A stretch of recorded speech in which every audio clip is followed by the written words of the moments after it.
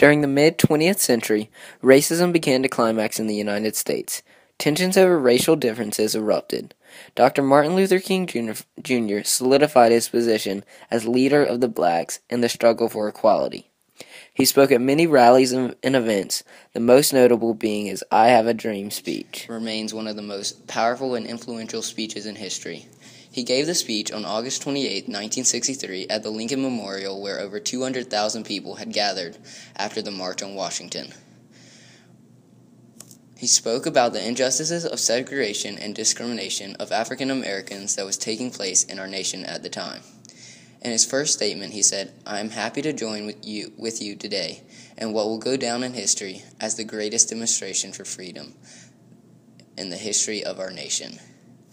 In this statement, he has said what he is there to do. He is speaking out for freedom. The speech is one among the few to demonstrate the freedom our nation was built upon. We are a nation of democracy, and our nation was built on the fact that we have the right to alter and institute the new government. Dr. Martin Luther King's speeches and demonstrations would provoke a change in the minds and the hearts of the American people. He stood up and inspired the nation into action with his words. With his speech, he masterfully used ethos, pathos, and logos in his rhetoric to provide proof to all Americans that racism and segregation is not the intended foundation of America. As he delivers his speech on the steps of the Lincoln Memorial, he analogizes Lincoln in his speech. 50 years ago, a great American whose symbolic shadow we stand today signed the Emancipation Proclamation. His use of Lincoln brought authority into his speech. Lincoln was a powerful and great president who empowered the American people throughout the Civil War. He gained the trust of America and established a new sense of freedom. Martin Luther King Jr. is invoking the authority of Lincoln and his fellow views on civil rights. This is providing a strong ethos appeal and establishing credibility with his audience. He also references the Declaration of Independence to invoke authority in his case. He quotes unalienable rights of life, liberty, and the pursuit of happiness. His use of this quote is to use a supreme authority as being on his side. He is stating that the American government has neglected obligation to all of the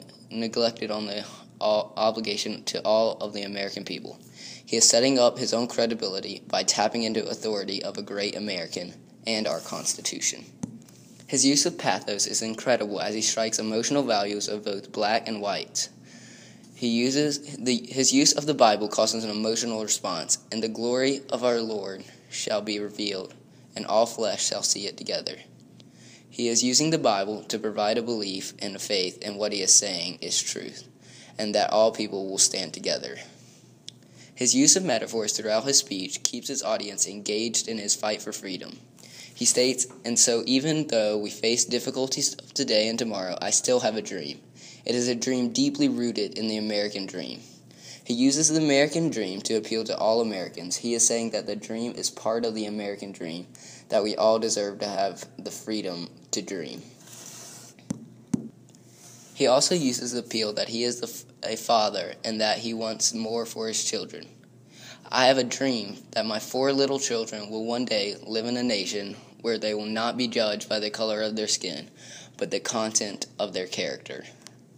This is allowing the listener to relate to him as a father and the aspirations we hold for our children. It provides a human appeal and uses pathos.